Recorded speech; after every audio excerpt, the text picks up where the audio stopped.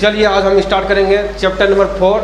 और chapter number 4 start करने से पहले हम पढ़ेंगे रिंग वेद के बारे में पढ़ेंगे, और सभी वेद के बारे में नहीं पढ़ेंगे बुआ, है ना। वेद कितना प्रकार के हैं मालूम सबको होगा, नहीं मालूम है कोई दिक्कत नहीं है। कितना है? 4 वेद है। चारों वेद के बारे में हमको नहीं पढ़ना है, कोई दिक्कत नहीं है। अगर किसी को दिक्कत है, किसी को पढ़ना है, तो हम कोई दिक्कत नहीं, पढ़ा देंगे, ठीक है। अगर आप पढ़ना चाहोगे तो हम पढ़ा देंगे, कोई दिक्कत नहीं है, लेकिन क्वेश्चन नहीं पूछेगा। रिंग वेद हमको ये कहना हुआ कि जिससे प्रश्न पूछा जाता है वही पढ़ना है। फालतू चीज़ पढ़ोगे, दिमाग लगाओगे, ज़्यादा डाइवर्ट दिमाग होगा, है ना। कहने मतलब यह है मोर स्टडी मोर कन्फ्यूजन, जितना पढ़ोगे आप उतना। चलो पढ़ते हैं बुआ, रिंग वेद के बारे में पढ़ेंगे।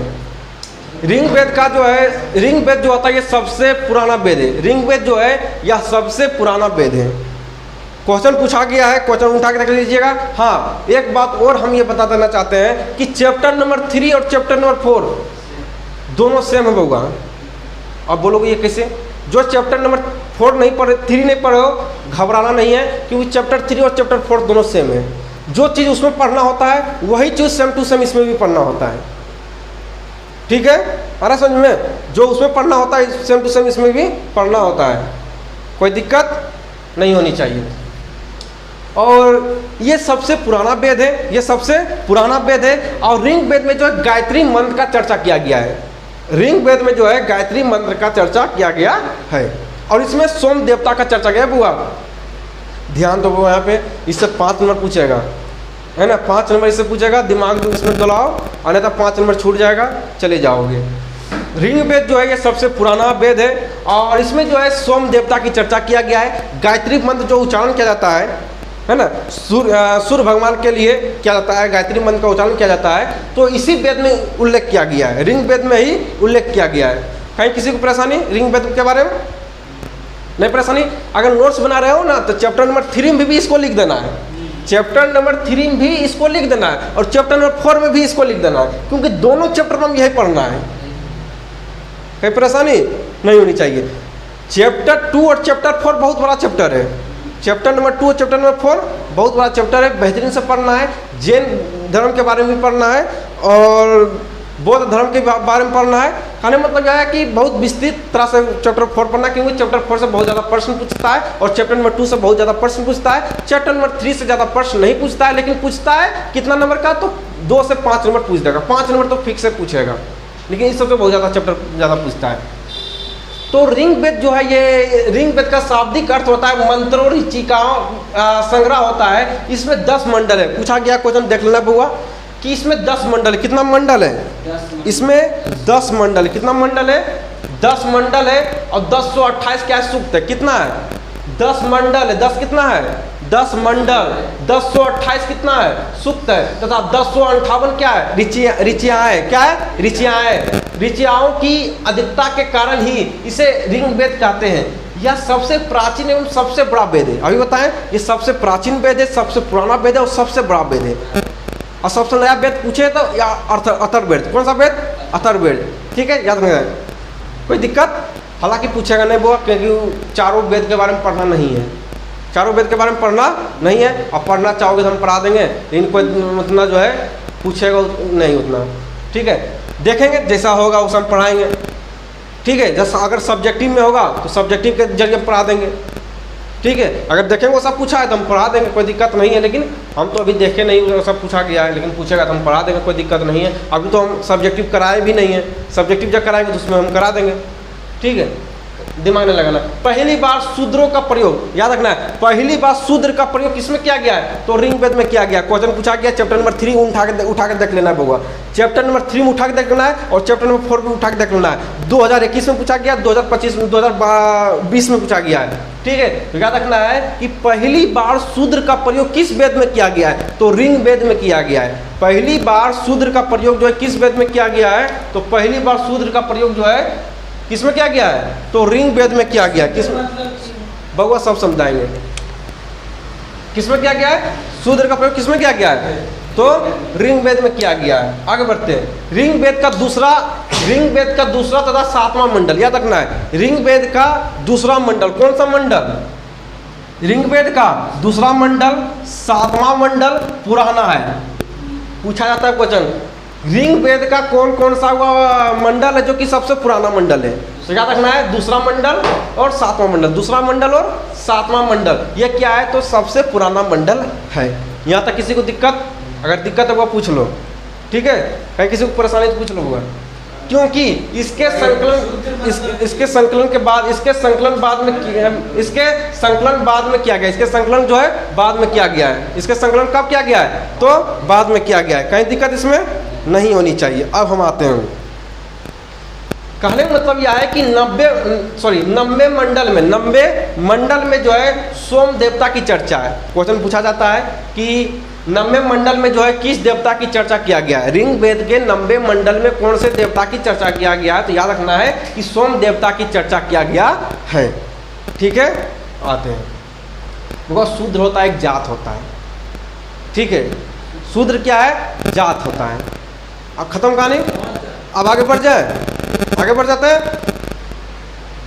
उतना हम बताने लगेंगे तो फिर है ना, फिर तो हम ग्रंथों यहाँ उल्टा के बैठेंगे। आपका बउआ, आप हम रहने दो बउआ, जितना पढ़ा रहे उतना पढ़ लो, सफिशियंस है ना? अब तुम शूद्र के बारे में पूछोगे, है ना? तो अब क्या फिर जब अब चारों जात के बारे में तो पूछने लगोगे तो फिर उतना हम गए तो बहुत चल गए। ऋग्वेद में ज्ञानी को होत्री कहते हैं, ऋग्वेद में ज्ञानी को होत्री कहते हैं, ऋग्वेद में ज्ञानी को होत्री कहते हैं। कहने का मतलब यह है कि बउआ ये कहने का मतलब, ये कहने का तात्पर्य है कि अगर कोई मास्टर कोई स्टूडेंट ऋग्वेद के ज्ञानी जो होता है, जो भी ऋग्वेद का ज्ञानी होता है, वो इधर ध्यान देना है। कॉपी क्यों उल्टा रहे हो? अभी हम पढ़ा रहे हैं, कॉपी इधर देखो, है ना? जो हम पढ़ाएंगे वही समझ आएगा, किताब में तो बहुत चीज़ लिखा हुआ नहीं समझ आएगा। ऋग्वेद के जो ज्ञानी होता है, जैसे कहने का मतलब यह है कि कहता जैसे अर्थशास्त्र होता है, जो अर्थशास्त्र के ज्ञानी होता है तो उसको, है ना? तो कहने का मतलब यह है कि जो फील्ड में होता है, जिसका ज्ञानी होता है उसका नाम रख दिया जाता है ना? तो उसी प्रकार जो है ऋग्वेद का जिसको ज्ञानी, जिसका जानकारी बहुत ज़्यादा होता था, जिसको जानकारी अच्छा खासा होता था ऋग्वेद के बारे में, है ना? तो उसको उसके ज्ञानी को कहा गया होत्री। क्या कहा गया? होत्री। हालांकि पूछा नहीं गया ये सब क्वेश्चन, हाँ, लेकिन पूछ देगा। अरे बउआ 1 मिनट, उतना उड़ोगे बउआ चल जाओगे। हाँ, एक मिनट रुक जाओ, हमको पढ़ाने दो, ठीक है?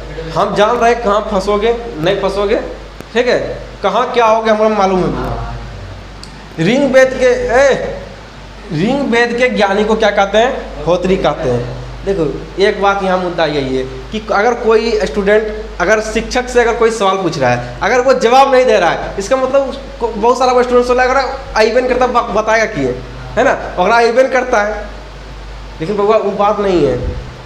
शिक्षक को हर चीज़ आता है तो आपके सामने वो खड़ा है, अगर उसको नहीं आता तो आपके सामने खड़ा नहीं रहता। लेकिन ना बताने का मुद्दा ये भी होता है कि आपको जो है उससे ना बताने का ये भी मतलब है कि आपको उससे मतलब नहीं है, आपसे सवाल उससे नहीं बनता है। फालतू का दिमाग लगाना कोई जरूरत, हाँ, जब उस मास्टर को भी लगने लगता है कि ये लड़का लगता है कि आप नहीं मानेगा, खोखरेगा ज़्यादा है ना, खोखरेगा आप ज़्यादा है क्वेश्चन को, तो चलो को बताइए देते हैं, है ना? तो ये मानने वाला नहीं है। ये तो अपन प्रयास में लगा रहता है कि एक मास्टर के नीचे गिराइए रहेंगे हम, हम मास्टर के नीचे गिरा के रहबे करेंगे। क्या इवेंट करता है तो जो है नीचे गिराते हैं, अरे वो नहीं होने वाला है ना। मास्टर यहाँ तक पहुँचा कुछ ना कुछ कारण से पहुँचा है। आगे बढ़ जाते हैं। ऋग्वेद के ज्ञानी को क्या कहते हैं? होत्री कहते हैं। आगे बढ़ते हैं। आयुर्वेद के ज्ञानी को क्या कहते हैं? हुआ आयुर्वेद जो दवाई होता है, जानते हो अभी बहुत ज़्यादा चल रहा है, तो आयुर्वेद के ज्ञानी को क्या कहते हैं? तो प्रजापति। क्या कहते हैं? प्रजापति। सब क्वेश्चन बहुत इंपॉर्टेंट याद रखना है। आयुर्वेद के ज्ञानी को प्रजापति कहते हैं। क्या कहते हैं? प्रजापति कहते हैं। इसमें दशराग युद्ध की चर्चा है। दशराग युद्ध की चर्चा है। किसमें दशराग युद्ध की चर्चा है? तो आयुर्वेद में जो है दशराग युद्ध की चर्चा है। पूछा जाएगा कि दशराग युद्ध की चर्चा किसमें किया गया है? तो दशराग युद्ध की चर्चा जो है आयुर्वेद में किया गया है। ठीक है, कहीं दिक्कत इसमें अब नहीं होनी चाहिए। अब क्वेश्चन कैसे बनता है ये हम बता दिए हैं। क्वेश्चन यहाँ पे बना हुआ है कि रिंग वेद में कितना मंडल है, कितना सूक्त है, कितना ऋचिका है ना, कितना ऋचिका है। उसके बाद पूछा जाता है कि पहली बार वह कौन सा ऐसा जो है वेद है जिसमें पहली बार शूद्र की चर्चा किया गया है, शूद्र की चर्चा किया गया है। तो वो पहली बार किस में किया गया है, तो रिंग वेद में किया गया है। रिंग वेद में जो सबसे पहली बार शूद्र का प्रयोग किया गया है। कहीं दिक्कत इसमें अब नहीं होनी चाहिए। कैसे कैसे क्वेश्चन पूछता है भी हम बता रहे हैं। उसके बाद 90 मंडल में सोम देवता की चर्चा किया गया है। आगे बढ़ जाते हैं। अब आते हैं उपनिषद के बारे में। उपनिषद के बारे में आते हैं। अब समझते हैं उपनिषद के बारे में। देखे होगे महाभारत, देखे होगे रामायण, देखे होगे, तो उसमें देखे होगे कि लोगों को गुरुकुल ले जाता था, बच्चों को गुरुकुल ले जाया जाता था और बच्चों को सामने बैठाकर शिक्षक जो है ऊंचे जगह पर बैठते थे। कोई वृक्ष के नीचे, है ना, वृक्ष के नीचे जो है थोड़ा सा स्थान ऊंचा करके बैठते थे और बच्चे लोग नीचे बैठते थे और उनके सामने बैठकर गुरु के हर बातों को वो सुनते थे, पालन करते थे, है ना। कहने का मतलब यह है कि गुरु के समीप बैठकर ज्ञान को प्राप्त करना ही उपनिषद कहते हैं। क्या कहते हैं? उपनिषद कहते हैं। ठीक है, उपनिषद का मतलब होता है गुरु के समीप बैठकर ज्ञान को प्राप्त करना। उपनिषद का मतलब होता है कि गुरु के समीप बैठकर ज्ञान को प्राप्त करना ही उपनिषद कहते हैं। जैसे आप लोग अभी बैठे हो तो ये उस समय दूसरा था, है ना। ये तो आ गया आपके समय में देखोगे ब्रेंच का ज़माना है तो बहुत चीज़ का ज़माना, लेकिन उस समय जो है रियली वही था, रियली चीज़ वही था पहले, है ना। और आप तो गुरु का मतलब लोग नहीं समझता है ना। गुरु का मतलब हर लोग नहीं समझता है और जिसने समझा है उसने, एक बात हमेशा याद रखना है बउआ कि जिन लोगों ने माँ बाप और गुरु से बदतमीजी कर लिया है आगे नहीं बढ़ पाओगे। अगर आप लोग ये सोच रहे हो कि गुरु से, माँ बाप और गुरु से बदतमीजी कर हम आगे बढ़ जाएंगे, नहीं बढ़ पाओगे, है ना, नहीं बढ़ पाओगे। जिसने इस दुनिया में एक अलग सी पहचान दे रहा है और उस बाप को तुम सोच रहे हो कि नीचा दिखाकर हम ऊंचा स्थान पर चला जाएंगे, नहीं जा पाओगे। और जो गुरु यहाँ पे मार्कर से अपना घिस के तुमको पढ़ा रहे हो और उस गुरु से तुम बदतमीजी करके सोच रहे हो कि हम आगे चल जाएंगे, नहीं जा पाओगे। जिस माँ ने 9 महीना अपने गर्भ में रखकर तुझे इस धरती पर लाई, उस माँ के साथ बदतमीजी कर और तुम सोच रहे हो कि ऊंचाई को छू देंगे, उस ऊंचाई किसी काम का नहीं, उस ऊंचाई किसी काम का नहीं। जिस ऊंचाई तक जाने के लिए तुम उस माँ को नीचे गिरा रहे हो, उस बाप को नीचे गिरा रहे हो, उस गुरु को नीचे गिरा रहे हो और उसके बाद तुम ऊंचाई तक जा रहे हो, फिर उस ऊंचाई पर जाने का मतलब ही क्या है? जब तुमको इस ऊंचाई तक जाने के लिए तुमको अलग सी पहचान दिया है और उसी को दबा कर तुम ऊंचाई तक जा रहे हो, उसका मतलब क्या है? फिर वो सफलता कोई काम का नहीं है। वो सफलता किसी काम का नहीं है। जिस सफलता को तुम पाने के लिए तुम माँ बाप और गुरु को नीचे गिरा रहे हो और उसके बाद तुम ऊंचाई तक जा रहे हो, तो वो सफलता किसी काम का नहीं है बउआ। सफलता वही है जब तुम सभी चीज़ को, सबको साथ लेकर जाओगे, माँ बाप गुरु को, जिससे तुम जिंदगी में, कहने का मतलब यह है अपने जीवन में जिन भी शिक्षकों से जो कुछ भी सीखे हो उनका हमेशा इज्जत करना, उनका हमेशा कद्र करना। जो भी शिक्षक आपको इस ज़िंदगी में कुछ भी सिखाया उसका हमेशा इज्जत करना है, उसका हमेशा सम्मान करना है। क्योंकि यार फिर गुरु का मतलब ही लोग नहीं समझ पाता है। हम देखे हैं, बहुत चीज़ देखे हैं सब। अब आता है मनुस्मृति। मनुस्मृति बहुत बढ़िया चीज़ है बउआ, इसको याद रखना है। मनुस्मृति से क्वेश्चन पूछेगा जरूर, हर साल पूछता है। मनुस्मृति से क्वेश्चन पूछेगा, पूछा भी गया है। आ जाते हैं मनुस्मृति में। मनुस्मृति धर्मशास्त्र कहते हैं। ये सबसे खराब था, जिसके कारण ये आगे नहीं बढ़ पाया। इसका काम यही था कि ये मनुस्मृति ग्रंथ जो था, ये धर्मशास्त्र जो था, ये धर्मशास्त्र था। मनुस्मृति जो धर्मशास्त्र था, इसका कहना यह था कि ये बड़े लोगों को ज़्यादा वरीयता देता था, लेकिन छोटे लोगों को वरीयता नहीं देता था। समझना को बढ़िया से, यहाँ से क्वेश्चन पूछेगा। मनुस्मृति धर्मशास्त्र कहते हैं, इसमें ऊंची जाति को वरीयता दिया गया, ऊंची जाति को वरीयता दिया गया, लेकिन दलित तथा महिलाओं को नीचे दिखाया गया। कहने का मतलब यह है कि ऊंचा जो बड़ा जाति होता था ना, उसको वरीयता दिखाया गया, उसको बड़े चढ़ बढ़ कर उसको बताया गया।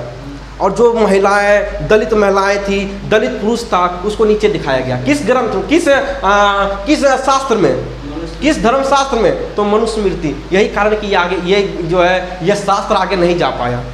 क्यों? क्योंकि अगर ये सबको इक्वल लेकर चलता तो आगे आगे जाता, लेकिन आगे न जाने का कारण ये भी था क्योंकि ये सिर्फ ऊंचे जाति को जो आगे बढ़ाया, सिर्फ ऊंचे जाति को आगे बढ़ाया, और जो है ये दलित तथा महिलाओं को नीचे दिखाया। दलित तथा महिलाओं को ये हमेशा नीचे दिखाने का प्रयास किया गया इस ग्रंथ के माध्यम से। ठीक है, तो आज हम यहीं तक रहते हैं इस वीडियो में। इस वीडियो में हम यहीं तक छोड़कर जाते हैं, और फिर इस अगले वीडियो में हम फिर नेक्स्ट वीडियो में मनुस्मृति के आगे हम पढ़ेंगे, क्योंकि वीडियो आपका लंबा हो जाएगा और हम वीडियो लंबा ज़्यादा बनाना नहीं चाहते हैं। फिर मिलेंगे नेक्स्ट वीडियो में, तब तक के लिए बाय बाय।